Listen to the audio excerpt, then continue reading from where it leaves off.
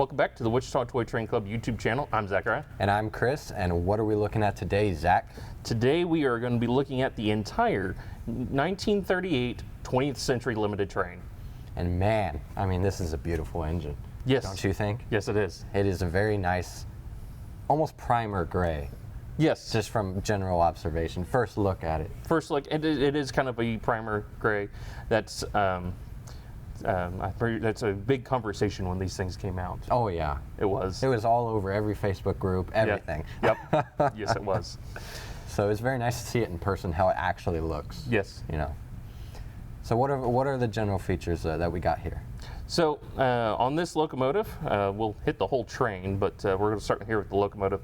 Locomotive is your standard legacy steam locomotive. So we have our main stack smoke, our whistle steam smoke, all LED lighting, and on these streamlined steam locomotives, it's really not a lot of lighting. Right. We have a headlight, a cab light, and a backup light. I think that's about it. So, but they are all, we do have the work lights. I almost forgot about the work lights. That's almost a staple of the Dreyfuss. Yeah, definitely. That is the key special lighting that points this whole thing That out. that is right. And so your work lights down there on the drivers, those do turn off about speed step 15-ish area. So once you start moving at a good clip, it turns those lights off. But once you come slowing down, pulling into that station, they turn right on, and it looks really nice. Now, the only one I've seen in person was, the MTH one way back, and, that was still the incandescent bulbs. Now, as the work lights, are they also LED? Yes. Yep. Okay, good. So if they burn out, I don't know how long you've been running this engine. Yeah. Let's just put it that way. Yeah. So a little bit on the 20th Century Limited, since we'll have the whole train here. This is intentionally the 1938 version. So the 20th Century Limited actually started back in 1902. It was New York Central's premier train from New York to Chicago and back. It goes both ways. And they relaunched it with the 1938 World's Fair, and on the staple on the front end of it was a Dreyfuss Hudson. The Dreyfuss got its name from its streamline designer, Henry Dreyfuss. So the New York Central had commissioned him to come up with a new streamlined steam locomotive using their J3A Hudson platform. And that's what we got here. It's streamlined. Of course, the streamlining, I don't know. I imagine, it's it's not like full streamlined. We see some steam locomotives that are really heavily streamlined. This does has a shroud up top. We have our kind of a bullet nose on the front of the smoke box. Kind of a mohawk. Like kind of like a mohawk type deal. And a lot of that was, of course, your little mohawk, that was completely cosmetic.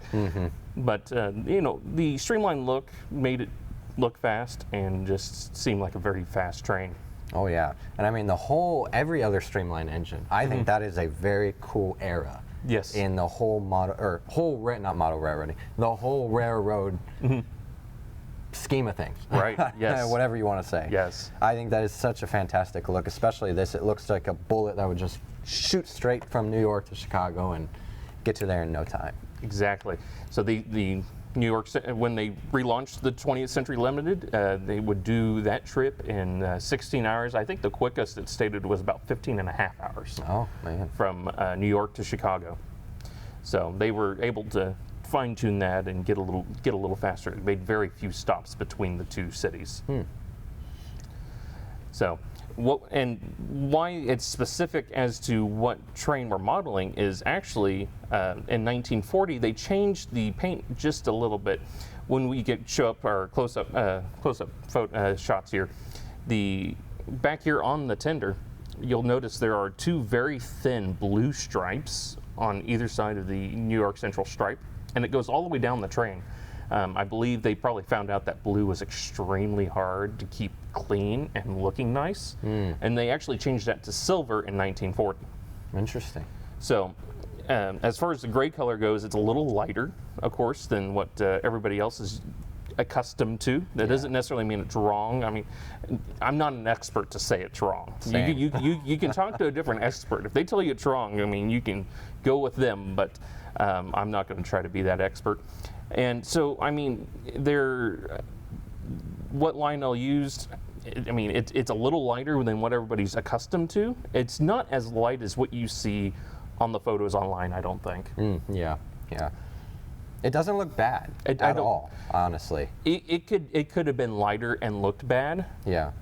I mean, it could have been darker and still looked good. It could have been really dark and looked bad. So, I mean, we're probably on the, again, lighter side of what we're accustomed to, but still a very nice locomotive. And the locomotive and the cars match, and sometimes that's the biggest deal. Oh, yeah, definitely. I mean, you can't have one that's darker and then a little bit lighter on the cars, so it's a good thing that they all match together. Yes, yes.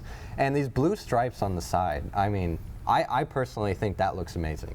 Yes. I get the change to silver. It kind of matches the theme more, and I'm sure, cleanliness, it was easier, like you said.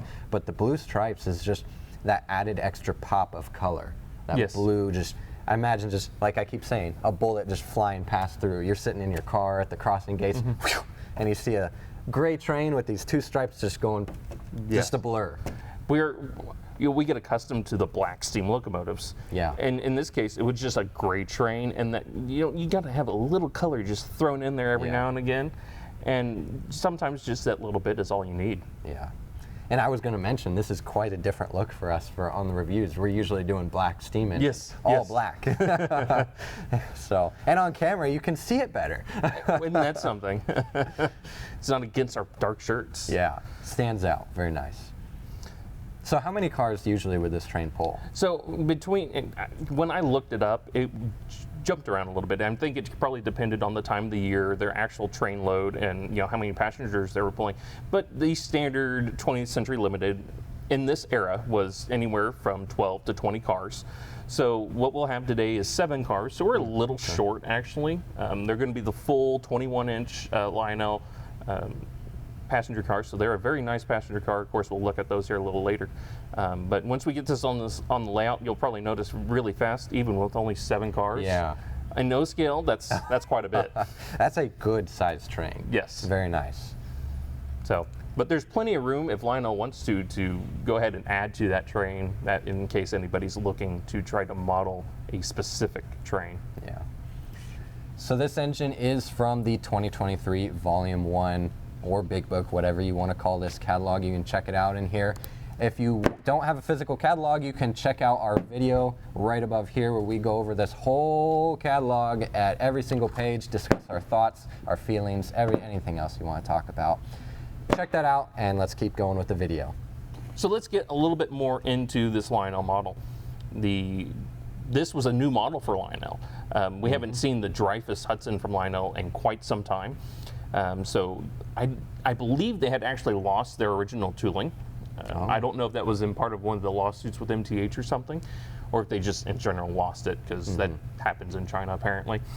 Go figure. Oops. But so the locomotive itself and I believe the tender are all new tooling. They also offered a PT tender with some of the water scoop effect, right? Yeah, they offered that PT tender, so it was the same tender from the Niagara, so it had the water scoop effect. So that was an additional feature that you could have on one of these locomotives. So now the old version of this, would it have been a TMCC version, yes, right? Yeah. Okay, that's what I thought. Since this is all new tooling, we'll go ahead and give you guys some close-up shots here. They're on this side, on our fireman side here, they do have some extra piping and stuff. Like I said, it's not like full-on streamlined, so you do get some cool, very nice added-on details. Up inside the shroud, you have your nice brass whistle and your shut-offs, or your pop-offs, pop-off valves. All those look very nice. Man, and where the switches are, we got to point this out directly. This is a very fancy way, I think, of putting hiding switches, not putting them, hiding them. Hiding them, yes. We've all gotten to accustomed since Lionel's been changing some of the tooling around and being able to put the control switches for the locomotive on the top, so you don't have to pick it up, flip the switch, set it back down, do whatever you need to do, and when you go to program and everything. Very convenient. So we're spoiled now. Yeah. And Lionel, being streamlined steam locomotive, what are they going to do? Where are you going to put it? So what they actually figured, we have our hatches over here for the where all the valves would be for the bulkhead and all the accessories is what this would be, and these hatches open up and we can have all of our switches right here. They are small switches. but I don't think it's too small. You can still get your finger in there and go after one specific switch. You can turn your smokes on and off. Program the locomotive for your TMCC ID, and close them back up, and you're good to go. It's a very clever way of hiding those. Yes. And it works out because you put it anywhere up further, it's smaller and it's tapered. So right where it gets large enough where they barely could fit that little board in there, that just works out perfect. Now you say new tooling. I'm going to point out the thing we just talked about off camera. Why don't the top hatches open? That is a great question, and I have no answer for that. They're molded. They are molded in. They look very nice though for molded in. They do. But no, that was surprising. Very. They are molded in. Usually on anything they do, they try and make them to where you can open them, which I Yes. think looks awesome because then, during the summer, you flip them open and get some air in there for the crews. Yep. And your windows, they're stuck open too. As we're talking about this, we have no sliding windows or anything like that. So one thing I noticed, and I'm sure many other people will notice, we looked at it in the catalog, you can tell the difference. More of a primer gray, I'm going to call it primer gray, and then we have more of what I would think would be more of the Dreyfuss gray down on the cylinders here. That was a little bit of an odd thing for me. I feel like it kind of sticks out too much, and I think it should have matched. What do you think? I don't think that it's terrible that it was dark. I almost kind of like it. And it kind of makes sense, but it did catch me off guard when I was sitting here looking at the model. And like Chris said, we had to go back, look at the catalog, and see if the catalog art showed a different color, and they do. So, no matter whether or not this gray was initially correct, or if it was correct to have the cylinders a little darker, and if that's a correct gray, I don't know. But again, that was specific to the design, and it being in the shadow sometimes though too, it kind of makes sense to kind of make that a little darker gray. You're not trying to look at the cylinder. It's got to stick out there, but it kind of draws, it's not black. If it was black, maybe it would stick out like a sore thumb. Yeah. But if you make it a little darker, it can kind of blend in with the bottom side of the locomotive. That's true, that's a good point. Now moving on, let's move on to the tender real quick. Yeah. I know we've got some maybe other things we could talk about on the engine. First thing I want to point out that I think is awesome is these little flaps above the coal load. Yes. And that you can actually open them too. They're not just molded, stuck in down like that. Right.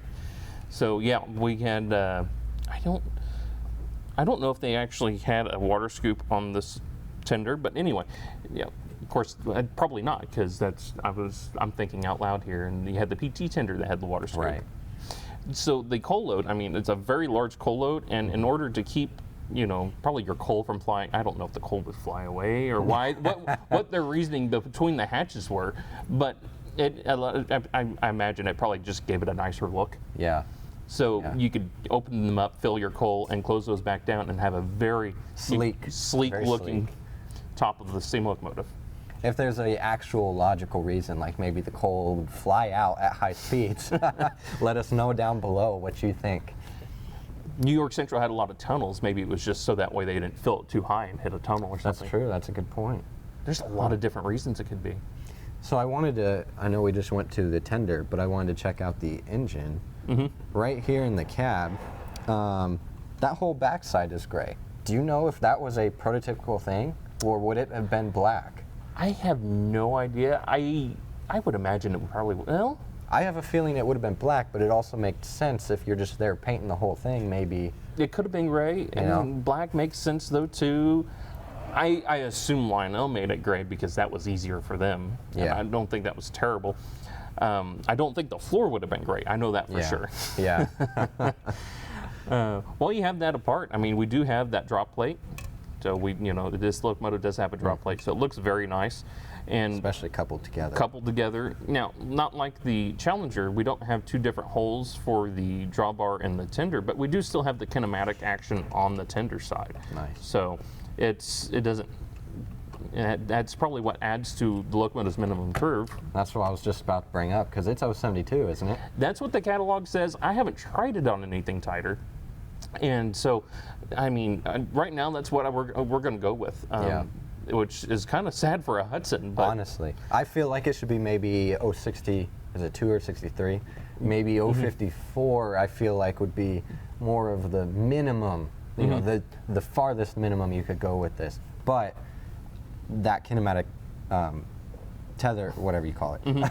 And the axles here can't move very much, so that must obviously be a limiting factor. I imagine so. And maybe they might have also copied that minimum curve over from the PT tender. The PT tender having that full centipede style like the UP did, that makes a lot of sense because a lot of times that can restrict your minimum curve, believe it or not. Oh yeah. So I mean, there's a lot of things that come into effect with that minimum curve. It could have been, I imagine the tenders are where it makes that difference, and what. It may not necessarily be the locomotive, but it also may depend what car you immediately put behind the locomotive. Yeah. Between what room you have to swing for the coupler, and this one does seem to have quite a bit of room. But again, that's going to be something you're going to have to try on your own. Yeah. So Chris, what do you think about the cars? Honestly, I mean, off camera we did the engine and tender side by side. They're huge. Yeah. They're the length of the engine and tender. And we have 8 of these, not 7 like I said earlier. Yeah, quick correction. So what we'll have is everything Lionel originally cataloged in the 2023 Volume 1 catalog, or Big Book, whichever you want to go with.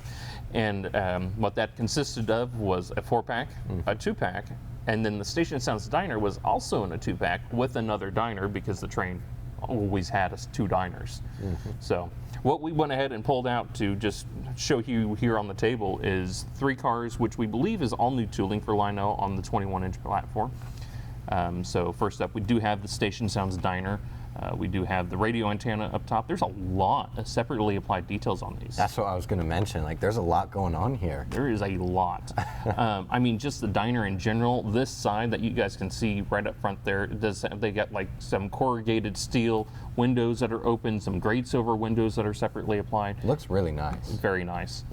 The ends of the doors, and we'll try to throw something up there. On inside the vestibule, the top end of the door actually has the car number if it's a numbered car, which, I mean, I've seen that on multiple trains, actual trains, so that's very prototypical, but I've never seen a model that had the car number on the physical door inside the vestibule. It's a really nice touch, and they're very tiny. Very tiny. It's in the silver, and we were talking off camera again. The silver down this entire train is really nice. It's got a nice shine, aluminized silver to it. Reminds me a lot of the UP aluminum color that they're supposed to use on a lot of their stuff that Lionel sometimes gets wrong. Yeah. But in this case, like I said, it looks beautiful all the way down.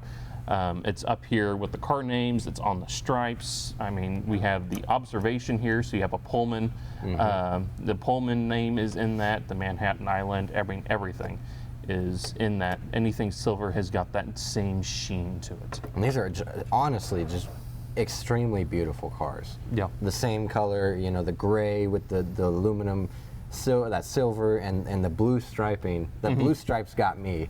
It looks beautiful.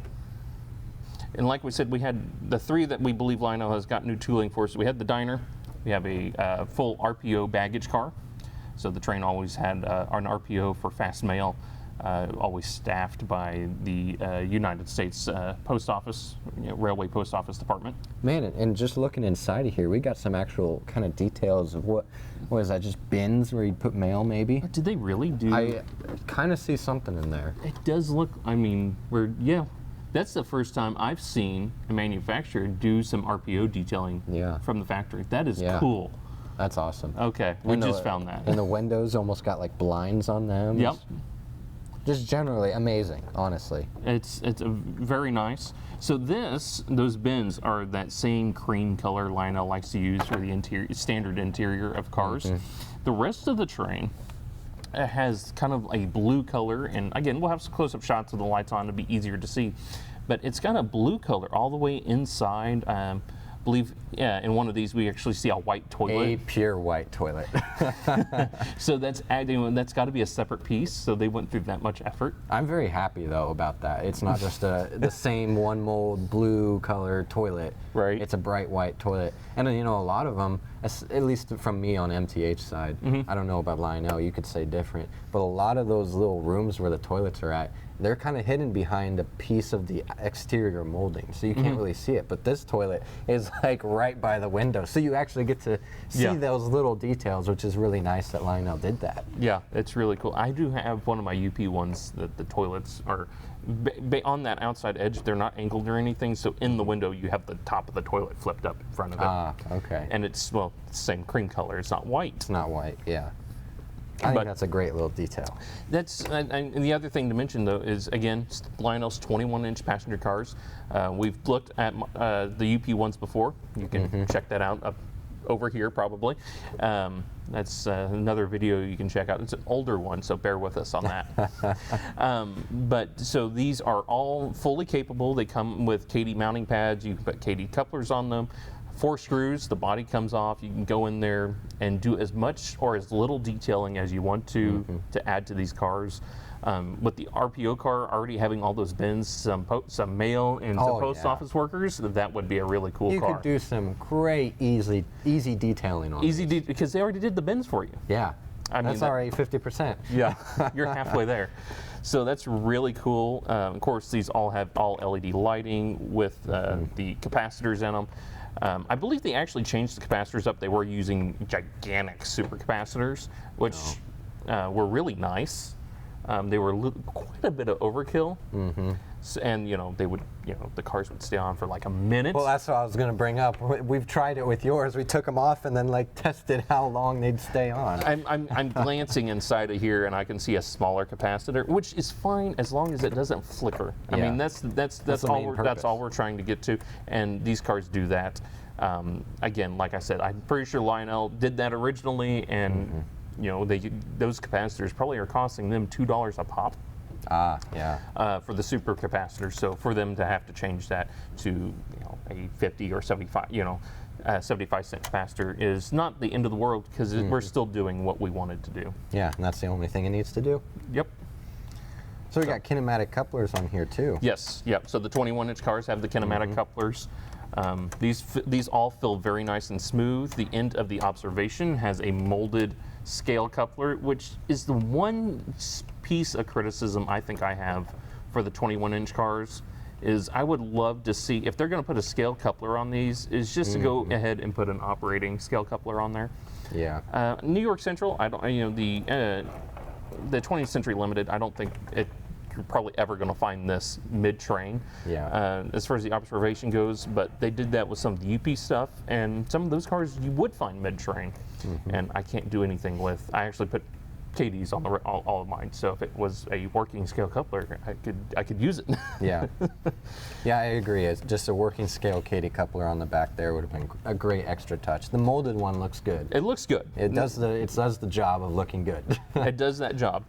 And we do have the full 20th Century Limited backhead, lit backhead on the back of the observation. Yeah. And we'll put up some close-up shots of the rear end. I just think it's an amazing looking rear end. It's just sleek and it's crisp, and it's just as it is. It's just clean.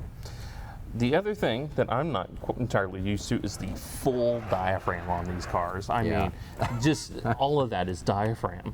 So when you are going around curves and everything, these look really close together and really nice. You don't have the more modern diaphragms that are very thin, just tubular style diaphragms that you have on the excursion trains now.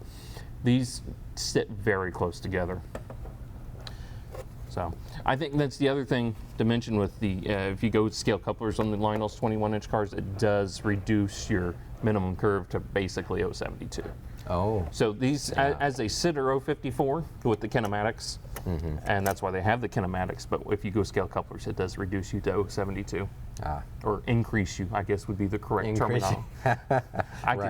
I know English. So I think, is there anything else? I mean, we do have a station sound designer, like I said. We'll hit on some sounds once we get over to the layout on there. I think that's it on the cars. They're they're beautiful cars.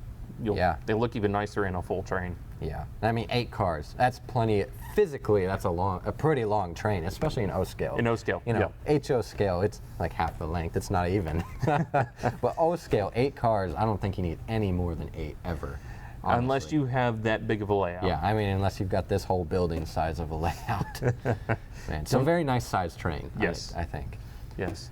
So I think we're going to step away. We'll check out, look at the underside of everything, and do some just preventative maintenance stuff. We'll check out the pulling power, yep. and we'll go from there. So Chris, you have any other thoughts on the 20th Century Limited? Nothing more than I think I've already said. It's a beautiful set. Sounds great. Looks great. It's a speeding bullet. I have nothing bad to say, honestly, in my opinion, about this beautiful set, and I think you'd be more than happy with this set if you purchased it. Mm-hmm. So I just same thing from Chris. It's a beautiful set. Lionel had a bunch of different Dreyfuss Hudsons that you could choose from. Right now, I believe these delivered towards the end of 2023. We are in the first part of 2024. So any of the bigger dealers probably do still have some of these locomotives in stock. You go out and check them out. MSRP on the locomotive was right at $1,700. You probably get a little bit of discount on that retail price if you find a dealer with it still. Mm-hmm. And the cars, we're going to do a quick check here. Open this up. So the 4-pack was right at $950. The 2-pack with the station sound signer was right at $650. And the regular 2-pack was at $450. So the cars have definitely gone up quite a bit. I would imagine, Syracuse, I do math in my head very fast. So that is 11, we're looking at like 1,550, 1,600 MSRP. So basically the same thing again for all of the cars that Lionel had done as for the engine. Again, a little bit of discount on that retail price if anybody still does have these. Again, but other than that, beautiful train. If you guys find one, pick them up, and we'll see you guys on the next one. Don't forget, subscribe down below, hit that bell, hit the like button, and let us know what you think. See you in the next video. Got the locomotive flipped over here. It's a Hudson. Not a whole lot to go on here. We do have 2 center rail pickup rollers for good electrical contact. We have traction tires on the rear set of drivers. When you get this locomotive, I did look inside here. It has plenty of grease. If you're worried, you take this screw out that goes into the gearbox. You could shoot some more grease in there. But these locomotives come pretty well filled from the factory. So the next biggest thing is just to hit everything with oil. I mean, all at the end points of all your axles down here in the frame, all your side rods. Again, just any moving part. I like to hit a lot of the linkages and the main rods and the valve gear and everything, just to make sure we don't get any squeaks further down the road. Other than that, I mean, all of our switches were up top there, so there's not a whole lot to go on down here. Over here, you have your legacy serial number for your specific locomotive. I guess the one other thing I did forget to mention, we do have, since we can see it, we do have a dummy scale coupler right here. And that can pop out. We have a sheet metal plate on the front of the locomotive here. You can pop that out. My fat finger will be in here for a quick second. It pops out onto the table just like that. And you have your dummy O-gauge coupler you fly up there. And I do believe it comes with a, sorry, that's a scale coupler. I do believe it comes with a dummy O-gauge coupler that you can use to double head the locomotive if you so choose. One thing to go ahead and point out is this little sheet metal piece here. That's a separate piece, and the only locomotive that did not come with this is their Mercury-styled Fantasy locomotive, and it was not intended to come with it. If you do want one, you can order one from Lionel Customer Service. Looking at the tender here, we have a tender, and that's something. So we have two trucks with three axle trucks. I can speak, I think. And we have a center rail pickup roller on each truck. On the front truck here, we do see our IR sensor for the LCS sensor track. Makes that very easy to program into the legacy control system and gives you all the features of the sensor track. Up front here, we can see our kinematic drawbar here. Can't pull straight out. We have to go side to side, and that gives us the extra length to go around and turn. We do have two speakers right down here. We see the one here, the other's hiding right here, so it's kind of hard to see. You can remove the O-gauge electrocoupler and put in a KD mounting pad that comes with the locomotive, and put in a scale coupler. So we figured we'd go ahead and look at the underside of one of the cars. We have the Station Sounds Diner here, and with this flipped over, you can see a lot of the extra detailing that was actually on these cars that you typically can't see. I mean, we have all of our triple valve, our air tanks, fuel tanks, air conditioning units. I mean, there is so much stuff down here. It is insane. So these are very beautifully detailed cars. We come over here to this side. This is the kitchen side, so it's also the side with all of our electronics. This does still have the RS Lite soundboard in it with the RCDR. That is me being nerding out into what electronics are in here. Basically what that means is we do still have a manual volume pot for the sound control in here. You can of course control this sound with this turned up all the way from your cab 1 or cab 2 remote. We have our IR sensor for the LCS sensor track. Again, that allows us to program this and trigger events with the LCS sensor tracks directly to the Station Sounds Diner. Moving up, we have a run program switch, so we can program the locomotive, or not the locomotive, this is a car. I know what this is, I think. And then we have our max min switch, so what that'll do is manually turn, if we switch that to min, we won't be so, there'll be a little less on the clickety clack and the screeching sounds coming from the car. Moving over, we do have our lights on off switch. Again, since this is command control, we can also control that from the cab 1 or cab 2 remote. All the other cars do have a manual light switch, so you can turn those off if you so desire.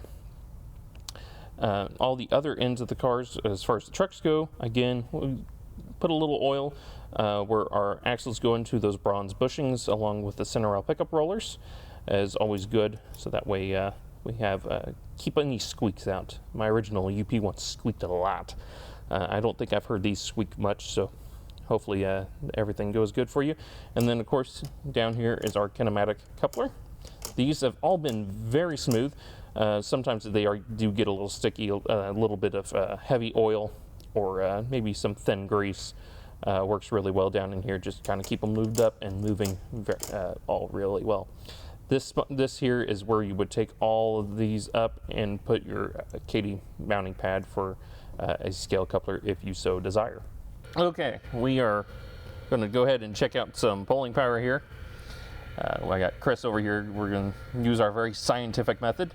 Again, we have, just like the last video, we have two methods we're going to do here. So we're going to go ahead and we'll see real-time pulling. We haven't done this yet. We haven't even tested this yet. So we're going to see what we get. We'll go ahead and start. Chris, you're ready? I'm ready. All right.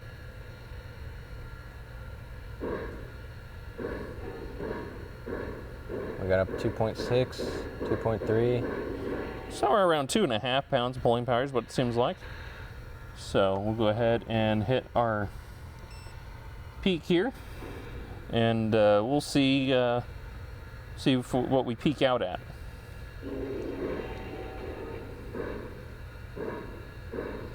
.9, 3.1. Well, we got up to 3 on the peak. It's possible we could have somewhere between 2.5 and 3 pounds of pulling power on this locomotive. We have the train assembled. We're over here at the layout. We'll go ahead and listen to some of the sounds. And as you can see, it's a very beautiful train all set up here. Like I said, we'll go ahead and get it started up and listen to some of the sounds. Train 1 brakeman to Train 1 conductor. East end of the train is clear. Clear to depart westbound on your signal. Over. Train 1 conductor, station work is complete. You're okay to proceed. Let's pull.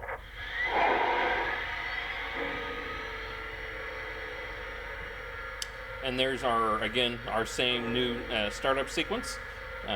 It's actually kind of starting to blend in with the other one because I've heard it so much now, but I'm not going to complain just yet. Still wish we had our road name and road number specific crew talk on all legacy locomotives, but I'm preaching to the choir here. So we'll go ahead, and this is the original whistle that comes default from the factory.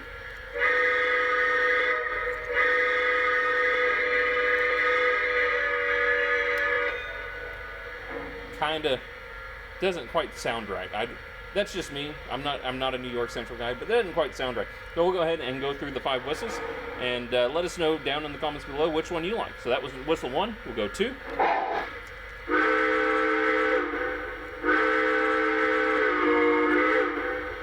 That sounds a little better. We'll go 3.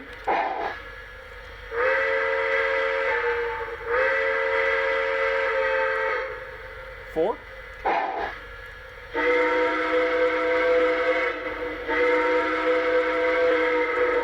And 5.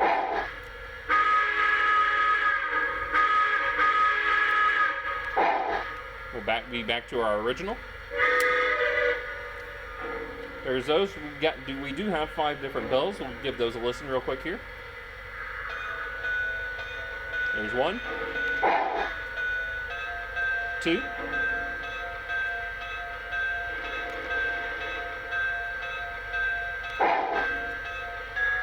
3, 4,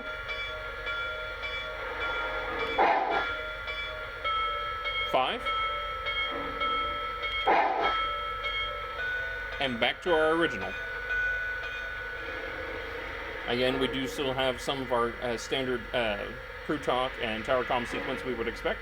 Dispatcher, air is made, brake test okay. Are we clear to pull? Over. Sit tight for a minute. We've got some traffic to clear first. Out. I was telling Chris, that was the engineer that Lionel used there for quite a while, and they would put that thing in everything. We were pretty burned out on that engineer, and it fits so well with the New York steam locomotive, though. But it was just kind of a shock to see that to hear that engineer sequence again. We do have our new tower comm sequence. Gonna be here a while. Timetable has us holding here for number 9. She's running about 20 minutes late. Timetable only gives us 10 minutes for this stop. I'll tend the fire. Go top off the tape. Air test is good. Ready to pull. Chronometers heading your way. Make sure everything's good. There's a small sampling of those. We do have our Station Sounds Diner further back, and we'll be able to hear some of those sequences as we start to pull the train out. We'll go ahead and turn on sequence control here. Your attention, please. The 20th Century Limited is now boarding. We can hear as soon as we did that, not only do we get our ding ding 2 from the locomotive, but since I am in a train, it does the same thing for the Station Sounds Diner. This is the Yardmaster. You are cleared to depart east on signal indication. Over. Copy that. I have a clear signal. We're good to go. Out. So we can see here, turn the light on there, we are set up as train 54. We do come in here, we do have the locomotive and then the Station Sounds Diner. When we do that, what that allows us to do is, again, we do sequence control, pressing and holding aux 1. We can hit our train link and we get access to all of our controls of the diner. This does happen a lot with the Cab 2. Probably one of the glitches in the Cab 2 is you can get some generic stuff if you hit the train link for this particular car a couple times. You can finally get the diner information to pop up there. But other than that, we'll make sure we turn on the smoke here.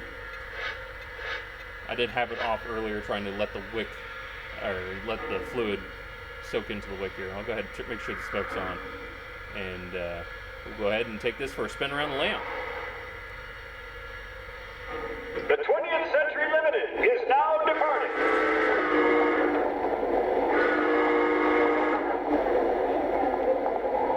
Time to board the 20th Century Limited. Last call for the 20th Century Limited.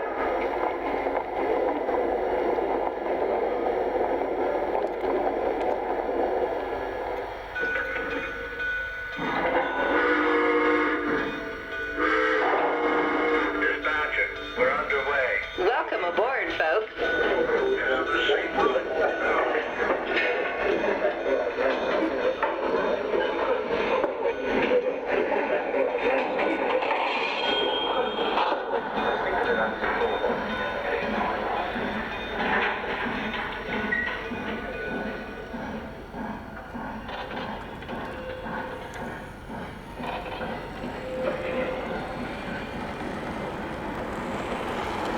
Yes, ticket please. Right here.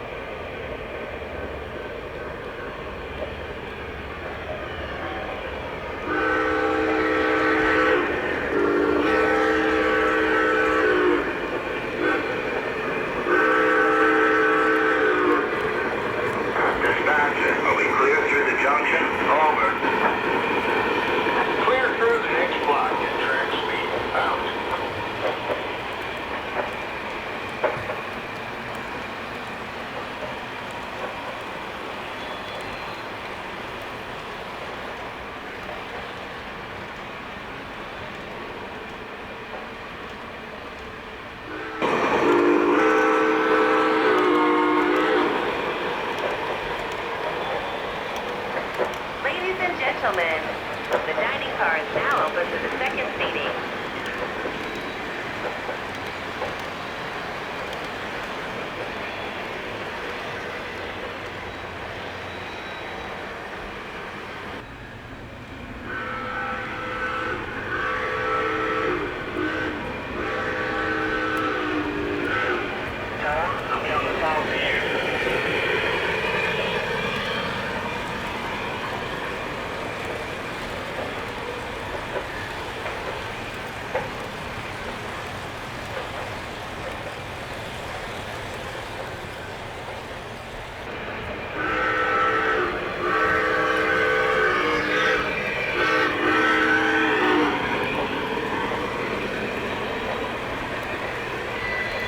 Next stop, folks.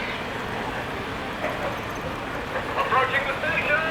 Next stop, folks. We are just about there, folks. Please gather your names. Oh, there's plenty of them.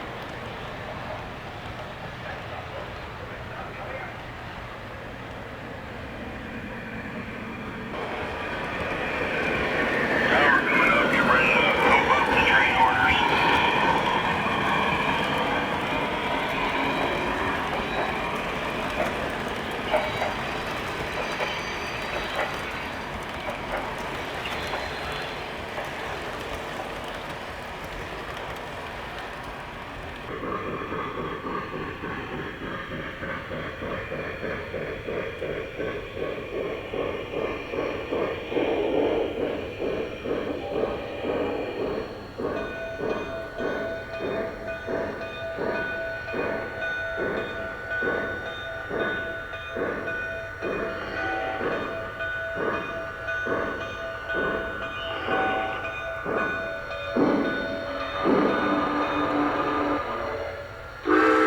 Dispatcher, we're at full stop. I'll let you know when we're moving. Out.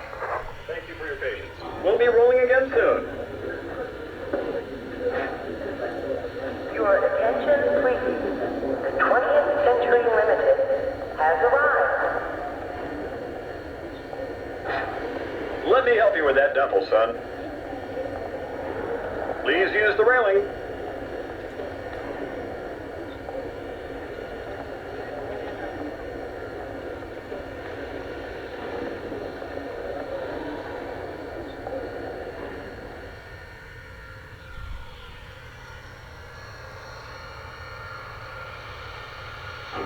Dispatcher, going off duty. See you next trip. Out.